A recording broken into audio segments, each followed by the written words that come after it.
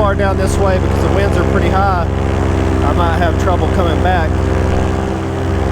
And we got kites flying over here, so we got to watch out for those.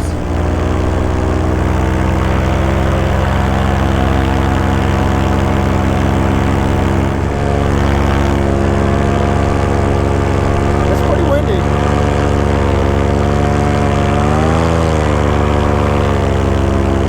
As you can tell by how fast I'm going, I wonder what kind of kite he's on. Be out there. I mean, it's not super heavy, but it's not light. We're probably looking at maybe 12 to 15 miles an hour or something like that. I can just barely penetrate the winds. We're probably looking at 10. I bet he's a lightweight guy.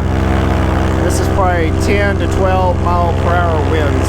You can see the sea spray over there, so high enough to do that, high enough for the kites to fly, and high enough for the kiteboarding guys to putt around out there. That looks nice. Cool looking sunset. I'm glad I got down here and got a flight in.